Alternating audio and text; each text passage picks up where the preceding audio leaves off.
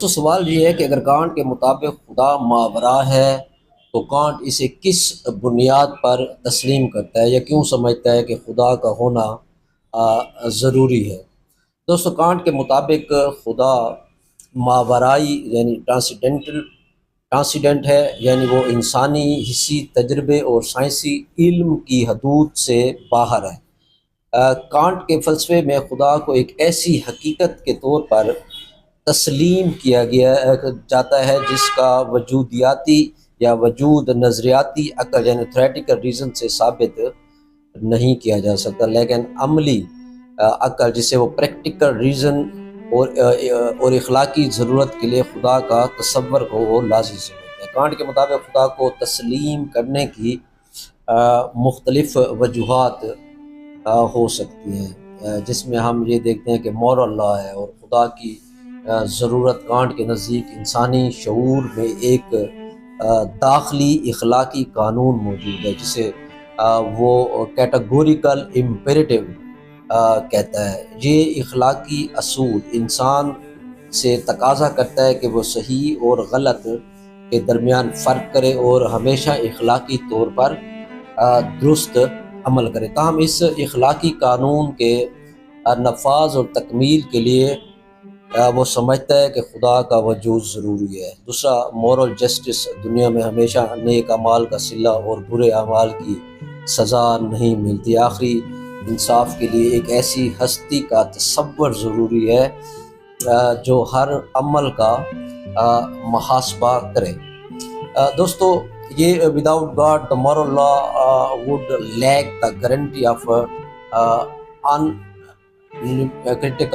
Practical reason میں یہ اس نے اس کو بیان کیا ہے۔ کانٹ کے مطابق اخلاقی زندگی کا مکمل انعام اس دنیا میں ممکن نہیں، اس لیے خدا اور آخرت کا وجود اخلاقی مقصد کو معقول اور مکمل بناتا ہے۔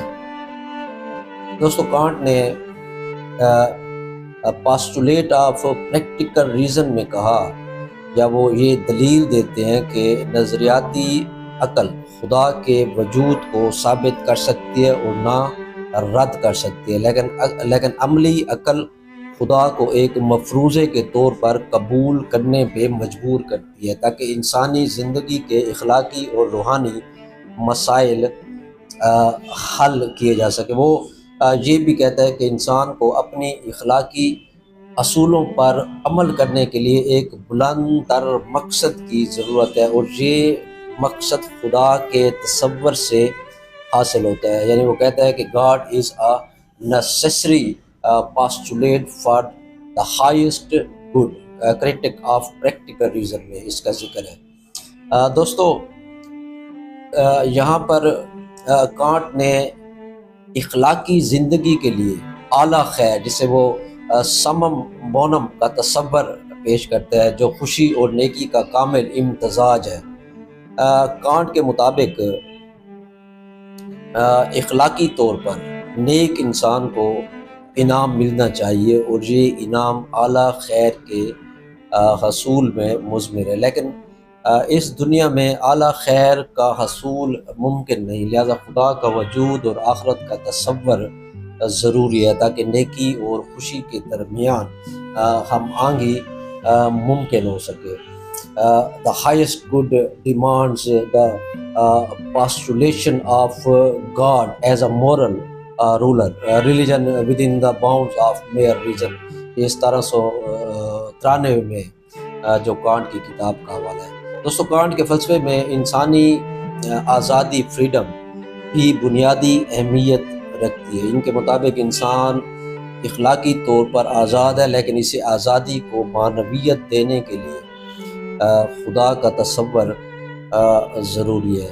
دوستو، انسان کی اخلاقی آزادی کا مطلب یہ ہے کہ وہ اپنے اعمال کا ذمہ دار ہے۔ خدا کا وجود اس ذمہ داری کے نفاذ اور اس کے نتائج کو یقینی بناتا ہے، یعنی moral freedom finds the ultimate justification the existence of God۔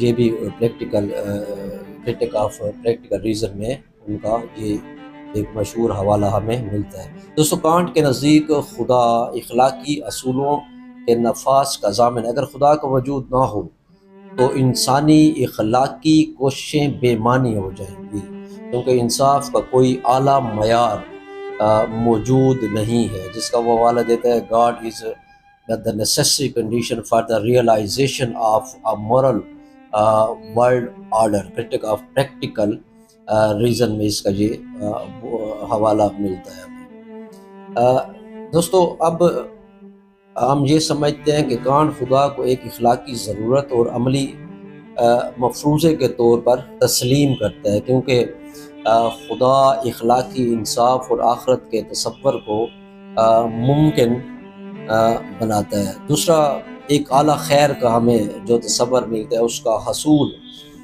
خدا کے وجود کے بغیر کانٹ کے نزدیک ممکن نہیں۔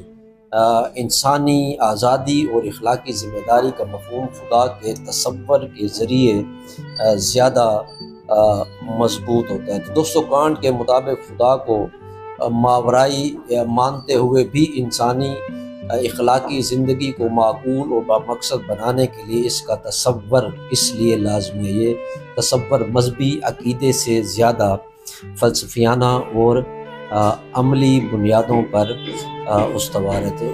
تو دوستو یہ تھوڑا سا ایک تعارف تھا کانٹ کے فلسفہ خدا کے متعلق۔ امید ہے کہ اس سے آپ کو بہت کچھ سیکھنے کو اور سمجھنے کو موقع ملے گا، اور اپنی آراء ہمیں ضرور اس پر دیجیے گا۔ بہت شکریہ۔